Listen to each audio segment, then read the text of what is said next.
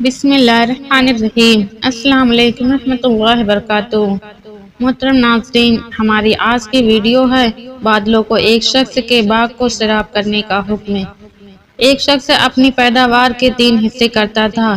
ایک حصہ اپنے کھانے اور اپنے بال بچوں کے کھانے کے لیے اور ایک حصہ اللہ کے راستے میں خرچ کرنے کے لیے نکالتا تھا اور ایک حصہ باغ کی دیکھ بھال کے لیے۔ وہ ہمیشہ ایسا ہی کرتا تھا، اس لیے اس کے کھیت میں اللہ تعالیٰ کی طرف سے برکت ہوتی اور اس کی کھیتی ہمیشہ سرسبز رہتی۔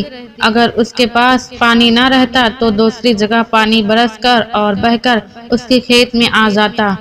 ایک مرتبہ کا واقعہ ہے کہ ایک شخص جنگل میں جا رہا تھا۔ اچانک اس کے کان میں ایک آواز آئی کہ کوئی بادلوں سے کہہ رہا ہے، فلاں کے باغ کو سیراب کرو۔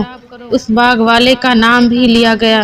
چنانچہ اس بادل نے وہاں سے ہٹ کر ایک پتھریلی زمین پر جا کر خوب موسلادھار پانی برسایا۔ وہ پانی بہہ کر ایک نہر میں پہنچا۔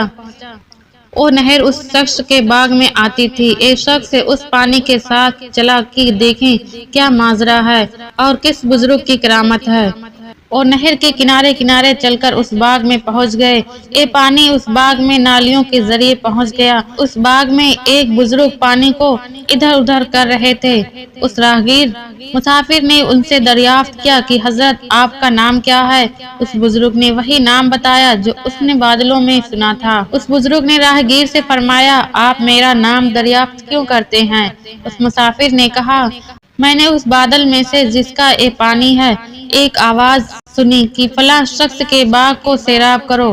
اس نے آپ ہی کا نام بتایا تھا۔ وہ بادل برسا اور پانی اس نہر میں بہہ کر آیا۔ اس عجیب و غریب واقعے کی تلاش کے لیے میں پانی کے ساتھ ساتھ آیا کہ میں چل کر معلوم کروں کہ وہ کیسے بزرگ ہیں۔ تو حضرت آپ کیا کرتے ہیں؟ اس بزرگ نے فرمایا کہ جب آپ نے دریافت کر لیا ہے تو میں کہتا ہوں کہ اس کے 3 حصے کر ڈالتا ہوں۔ ایک حصہ اپنے بچوں کے لیے اور ایک حصہ باغ کے خرچ کے لیے اور ایک حصہ اللہ تعالیٰ کے راستے میں خرچ کر ڈالتا ہوں۔ اس لیے جب میرے باغ کو پانی کی ضرورت ہوتی ہے تو قدرت کی طرف سے اس کا انتظام ہو جاتا ہے۔ سبحان اللہ۔